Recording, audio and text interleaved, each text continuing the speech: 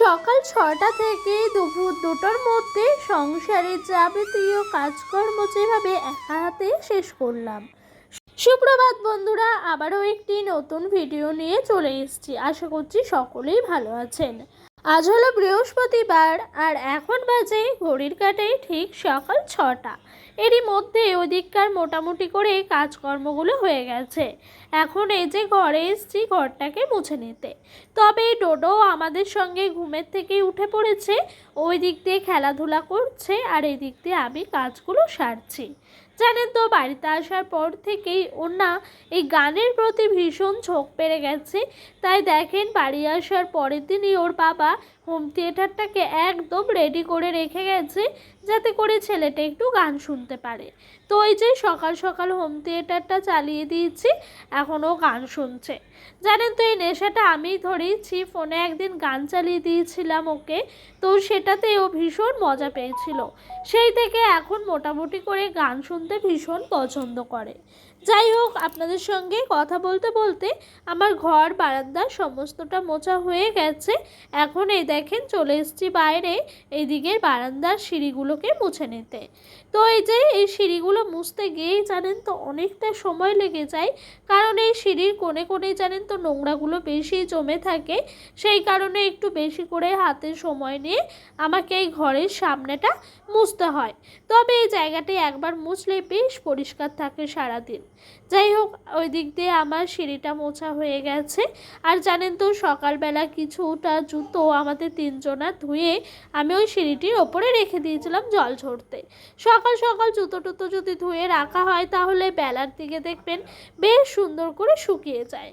এই যে ঘর মোছার নোংরা জলটাকে ফেলে দিলাম, এবার কুয়োর থেকে পরিষ্কার জলটা তুলে নেব, কারণ কিছু কাচাকুচি আছে সেগুলোকেই করতে হবে। আর এই দেখেন, এই যে জমির দিকের সাইডটা দেখলে পরে মনে হয় যে ফোনের ক্যামেরায় যেন কুয়াশা জমে আছে, তবে না, এরকম ওয়েদারটা প্রত্যেক সময়ই আমার ফোনের মধ্যে আসে। যাই হোক, এই দেখেন কিছু জামা কাপড় নিয়ে এসেছি ডোডোর, তার সাথে আমার ওর বাবাও ঘুরতে গেছিল ওর বাবার মামার বাড়ি, তাই ওরও বেশ কয়েকটা জামা কাপড় আমাদের সাথে সাথে বেরিয়েছে। তাই ওরগুলো ভাবছি দুদিনে কেচে কুচে দেব। এই জামাটা নিয়েই গেছিল নাকি ব্যাগে ভরে, পরেও নিয়ে একবারও। তাই জানেন তো, আমি ভাবছি জামাটাকে কেচেই দিই, কারণ কি জানেন তো, ঘর থেকে বের করে নিয়ে গেছে ব্যাগে ভরে, ওখানে পড়েছে সেই জামা কাপড় আর এই জামা কাপড় একসঙ্গেই রাখা ছিল। তাতে করে মনে হলো কেচে দেওয়াটাই ভালো হবে। তাই ওই আর কি সার্ফ জল হালকা করে জামাটাকে ধুয়ে কেচে নিচ্ছি। খুব একটা ভালো করে কাচবো না, যেহেতু নোংরা টোংরা কিছু নাই এবং পরেও নেই, সেই কারণে। যাই হোক, এই দিক দিয়ে আপনাদের সঙ্গে গল্প করতে করতে বেশ কিছুটা কাজ আমার কিন্তু এগিয়ে গেল। এখন ভাবছি ডোডোকে কতক্ষণে ঘর থেকে বের করব, করিয়ে ওকে ব্রাশটা করাবো, কারণ জানেন তো, ব্রাশ না করানো অবধি খাওয়ানো যাচ্ছে না। আর এতটা বেলা হয়ে গেল, না খাইয়ে রাখলেও হয় না। তাই আর কি সেটাই চিন্তা করছিলাম এদিকে আমি কাঁচা ধোয়াটা করতে নিতে। তো এরই মাঝে আমার কাঁচা ধোয়া হয়ে গেছে, ব্রাশগুলোই মাজন দিয়ে দিচ্ছি। আমার আর ডোডোর ব্রাশেই মাজন দিচ্ছি, ডোডোর বাবার ব্রাশে ডোডোর বাবা মাজন নিয়ে চলে গেছে। আর ডোডো এদিকে এই ব্রাশটা পেয়ে এত খুশি হয়েছে কি বলবো। সকাল সকাল ডোডোর বাবা চিংড়ি মাছ নিল, ওই ২৫০ মতন। তো ওই মাছগুলোকে বলেছে আমাকে আজকে মানে চিংড়ি মাছের মালাইকারি করতে। তবে আমি একটাই কথা বলেছিলাম, এই চিংড়ি মাছের মালাইকারি আমি যতটা জানি খুব একটা ভাল লাগে না। আমি শুনেছি গলদা চিংড়ি মাছের নাকি মালাইকারিটি খেতে অনেক টেস্টি হয়। তবে আজকে ওর এটাই আবদার, তাই ওকে এটাই করে দেওয়া হবে। তবে জানেন তো, সকাল সকাল মাছটা নিয়েছে, এতে করে চিন্তাটাও রয়েছে এই মাছগুলো বাছতে একটু বেশি সময় লাগে। তো যাই হোক, এদিক দিয়ে ভাবলাম বিছানাটাকে আগে গুছিয়ে নিই। আর আমি যেহেতু এসছি 2টো দিন হলো সবে আজকে, তাই আজকে আর ভাবছি টোটোকে স্কুলে পাঠাবো না, ওকে একেবারে সোমবার থেকে স্কুলে পাঠাবো। এই দেখেন, এই দিক দিয়ে আমি পরিপাটি করে বিছানাটা গুছিয়ে নিয়েছি।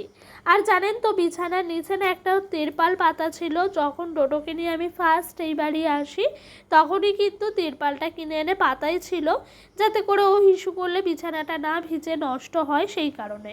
তবে এখন তো আরও হিসু করে না বিছানায়, তাই ওটা তুলে দিয়েছে, এতে করে বিছানাটা বেশ চাদরটা সুন্দর করে পাতা হচ্ছে। ওদিক দিয়ে সকালে রান্না হয়েছে উচ্ছে আলুর চচ্চড়ি, তার সাথে গোল গোল করে আলু ভাজা। এগুলোই আজকে জানেন সকালের খাওয়া দাওয়া ছিল। সকালে খাওয়া দাওয়া করে দুপুরে রান্নার প্রস্তুতি শুরু করেছি। তবে জানেন তো আজকে চিংড়ি মাছের মালাইকারিটা পুরোপুরি আমার মায়ের কাছ থেকেই শুনেছি। তবে এই কদিন হলো মায়ের সঙ্গে আমি সেরকমভাবে কথা বলতে পারছি না, মার ফোন খারাপ হয়ে গেছে। মা পাশের বাড়ি কাকির কাছ থেকে একবার দুবার নিয়ে নিয়ে সারাদিনে ফোন করে, তবে ওই 1 মিনিটের জন্য আর কথাও হয় না সেভাবে, কি করব না করব। তো যাই হোক, একবার মা বলেছিল সেই শুনে রেখেছিলাম কানে, সেটাকেই কাজে লাগিয়ে আজকে চিংড়ি মাছের মালাইকারিটা করছি। তবে কোন মশলাটা কখন দিতে হয় সেটা অবশ্য আমার সঠিকভাবে জানা ছিল না, আমি আমার মতনভাবেই করেছি। তবে খেতে অনেকটাই ভালোই হয়েছিল জানেন। তো প্রথমে ওই যে বাটা মশলা দেখালাম, একদিকে ছিল পেঁয়াজ আর রসুন বাটা, আর একদিকে ছিল পোস্ত কাঁচা লঙ্কা বাটা। তো ওই পেঁয়াজ রসুনের যে পেস্টটা ছিল প্রথমে দিয়ে দিলাম কড়াইয়ের ওপরে, তারপর ভালো করে নাড়াচাড়া করে নিয়েছি। আর জানেন তো তেলের মধ্যে যখন সম্বাস দেবেন এই মশলাটা, তখন না একটু লবণ ফেলে দেবেন, এতে করে ছিটকাবে না। তো যাই হোক, মশলাটা কিন্তু খুব একটা ছিটালো না, নুনটা ছিল বলে। হয়ে গেল মোটামুটি করে নাড়াচাড়া, মশলা থেকে তেল মোটামুটি বেরোচ্ছে। আর কিছুটা নারকেল কুড়িয়ে রেখে দিয়েছিলাম, সেই নারকেলগুলো থেকে একটু দুধ বের করে নেব। দুধ বলতে নারকেলের যে রসটা হয় সেটা। তো এটাকে আমরা ছোট থেকে দুধ বলেই চিনে এসেছি, এখন অবধি বড় হয়েও বলছি দুধ, তবে কেউ কিন্তু মাইন্ডে নিয়েন না। তো এই যে এইটাকে কিন্তু চিপে চিপে পুরোটা যতটা পারবো আমি রসটা বের করে নেব। তারপরে নারকেলটাকে আবারও একবার ধোয়া দেব, ধুয়ে যেই জলটা বেরোবে সেটা দিয়ে কিন্তু আমি আজকে নারকেল দিয়ে চিংড়ি মাছের মালাইকারিটি করব। তবে কার কীরকম লেগেছে আমি জানি না, ডোডোর বাবার আমার কিন্তু ভীষণভাবে সুন্দর লেগেছে এটি খেতে। ডোডোর বাবা এটা দিয়েই আজকে 1 থালা ভাত খেয়ে নিয়েছে, লাস্টে অনেকবারই আমার কাছ থেকে চেয়ে চেয়ে নিয়ে খেয়েছে। সত্যি বলতে মানে একবার মায়ের কাছে শুনে যে রান্নাটা করাতে এতটাই সুন্দর হবে তা আমি কল্পনাও করতে পারিনি।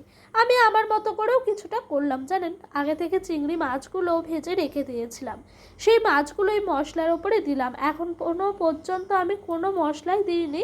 এই যে এরপরে ভালো করে আবারও নাড়াচাড়া করব, পুরোপুরি যতক্ষণ না শুকিয়ে যাবে ততক্ষণ নাড়াচাড়া করলাম। তারপরে ওই যে রসটা বের করে রেখেছিলাম নারকেলের, সেটা দিয়ে দিলাম, দিয়ে একটু ভালো করে নাড়াচাড়া করে নিচ্ছি যাতে করে রসটা একটু গাঢ় হয়ে আসে। তো মোটামুটিভাবে গাঢ় হয়ে গেছে।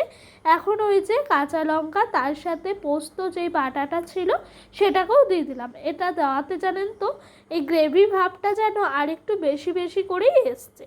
ফাইনালি এটা মালাইকারিটার লুক এরকম ছিল। তবে মনে হচ্ছিল গলদা চিংড়ি হলে চিংড়িগুলোকে দেখা যেত, গ্রেভিগুলো নিচে থাকতো। তবে এটাও কিন্তু অসম্ভব সুন্দর হয়েছে। আচ্ছা, আমার এই রেসিপিটি আপনাদের কেমন লাগলো অবশ্যই জানাবেন। চলেন তাহলে এইদিকে জামা কাপড়গুলো তুলতে তুলতে আপনাদের সুন্দর সুন্দর কিছু কমেন্ট পড়ে নেওয়া যাক। অন্দিতা চ্যানেল থেকে এক দিদিভাই বলেছে, প্রথম তোমার ভিডিও দেখলাম, খুব ভাল লাগলো দিদিভাই। আমারও অনেক ভাল লাগলো যে তুমি প্রথম দিন আমার ভিডিও দেখে আমাকে সুন্দর একটি কমেন্ট করেছো। তারপরে সোনিয়া বলে একজন বলেছেন, খুব ভালো লাগলো, সব মিলিয়ে বান্ধবী অনেক ভাল লাগলো, তোমাকেও অনেক শুভেচ্ছা। জৈন লাভ চ্যানেল থেকে একজন বলেছে, ভালো থাকবে, তুমিও অনেক ভালো থাকবে। বিকাশ বলে একটি চ্যানেল থেকে বলেছে, খুব ভালো, অনেক অনেক শুভেচ্ছা তোমাদের সকলকে, এভাবেই আমার পাশে থাকবে। আচ্ছা, আমার ব্লগটি তোমরা কে কোথায় থেকে দেখছো অবশ্যই কমেন্ট বক্সে কমেন্ট করে জানিও তো আমাকে। তো চলো, তোমাদের সঙ্গে কথা বলতে বলতে রান্নাবান্না মোটামুটি শেষ হলো। এখন শেষ পর্যায়ে চলছে মূলো আলুর তরকারি করা। ওদিক দিয়ে তরকারিটি হয়ে গেছে, ঢেলে নিলাম। আর এই দেখো এদিক দিয়ে ডোডোবাবু খেলা শুরু করেছে। ওর বাবা এই গাড়িটি এনে দিয়েছে মহিষমর্দিনী মেলা থেকে, এটাকে নিয়েই এখন সারাটা দিন চলছে। তবে এটা দেখেও আমি ভীষণ শান্তি পাচ্ছি, কারণ ফোনটা খুব একটা দেখছে না, এই গাড়িটাকে নিয়েই মেতে রয়েছে। জানি না গাড়িটার আয়ু কতদিন। আর কতদিন আমার বাবাটা এই গাড়িটা নিয়েই সময়টা কাটাবে। তবে ঠাকুরকে বলছি বটে যে অনেকটা দিন যেন থাকে গাড়িটা বেঁচে, তাহলে আমার ছেলেটা ফোন থেকে একটু আলাদা হতে পারবে। চলো তাহলে ডোডোর চুলটি আঁচড়াতে আঁচড়াতে তোমাদের আবারও একটি সুন্দর কমেন্ট পড়ে শোনাই। অসীমা দিদিভাই আমাকে বলেছেন যে পিউ খুব ভাল লাগলো বাড়িতে এসে সব কাজকর্ম করলে, রান্না করলে, আর অরেঞ্জ কালারের শাড়িটা আর শাখাট বাঁধানোটা খুবই সুন্দর হয়েছে। অনেক অনেক ভালোবাসা দিদিভাই, তোমরা সকলে এভাবেই আমার পাশে থেকো। আর আমাকে এক বোনও বলেছে খুব ভাল লাগলো ভিডিওটা। অনেক ধন্যবাদ তোমাদের সকলকে, অনেক ভালোবাসা। রান্নাবান্না করার পর ডোডোকে স্নান করিয়ে খাইয়ে ঘুম পাড়িয়ে নিজেও স্নানটা করে নিয়েছি। তারপর রেস্ট করার পরই দেখি ডোডোর বাবা এসছে। আসার পর খেতে বসেছে। তো মেলায় গিয়ে কিছু কিছু শপিং করেছে, সেগুলো আমাকেও ফোনে মানে ভিডিও কল করেই দেখিয়েছিল। তো চলো তোমাদেরকে দেখাই কি কি নিয়েছে। তো সব থেকে পছন্দের জিনিস প্রথমে সেটাই দেখাই। এই দেখো, এই যে চেনগুলো, এগুলো আমি না ওকে অনলাইনে দেখে বলেছিলাম যে আমি নেব। তো তখন বলেছিল ঠিক আছে মেলা হলে এগুলো তো বসে, তখন তোমাকে এনে দেবো। তো মেলায় তো আমি যেতে পারিনি, তো এগুলো পেয়েছিল, পেয়ে নিয়েছে। দেখো কি সুন্দর, ঘরের মধ্যে যদি এরকম করে ডেকোরেশন করা হয় দারুণ লাগবে, তাই না? এই যে এরকম করে, আমার তো হেভি লেগেছে। সব থেকে বেশি পছন্দ হয়েছে এইটা। আর এই যে এইটাও এনেছে, এটা এটা খুব একটা খারাপ লাগছে না, তবে এটা বেশি ভালো লাগছে, তাই না? ফুটছে বেশি আর কি ক্যামেরায়। এই যে, আর এই দেখো এটা। তো আমি এখন আপাতত ঘরেই রেখে দিয়েছি, মানে ওর বাবাই রেখে দিয়েছিল ওই আলমারির ওপরে, তো সেখান থেকে পেরে নিয়ে দেখালাম আর কি। তবে ওভাবেই এখন রাখা থাকবে। যদি কিছু কিনতে পারি, একটা প্ল্যানিং চলছে, তাহলে অবশ্যই সেটা ডেকোরেশন করব আর তোমাদের সঙ্গে শেয়ার করব। জানো, তার আগে একটা কথা বলি, সব ইচ্ছে কখনোই ভগবান পূরণ করে না। সব চাওয়া যদি আমাদের এমনি এমনি পূরণ হয়ে যেত, তাহলে হয়তো মনের মধ্যে দুঃখ, কষ্ট, ক্লান্তি বলে কিচ্ছু থাকতো না। সত্যি কথা, জানো, আমার প্রচুর ইচ্ছে ছিল মহিষমর্দিনী মেলায় যাবো, এটা ওটা সেটা কিনবো। আর আমাদের কালনার তো বিখ্যাত মেলা হলো মহিষমর্দিনী মেলা। তো ওই মহিষমর্দিনী মেলাটাকে নিয়ে অনেক ইচ্ছে ছিল গোটা একটা বছর ধরে। তো সেটা যাই হোক, মা চাইনি, হলো না এই বছর, আশা করি সামনের বছর হবে। তো যাই হোক, সামনের বছর দেখা যাবে। আর হ্যাঁ, ডোডোর জন্য এই দেখো এই রিমোট কন্ট্রোল গাড়ি নিয়েছে, তার সাথে এই যে এইটা আছে, এই যে গাড়িটা অন আছে, এখন অফ করে দিয়েছে। এই পাশে একটা সুইচ আছে, সুইচটা দিয়ে অফ অন করে যায়। এই যে এরকম ভাবে আর কি ঘুরবে, আর এটা চলে যাবে এরকম।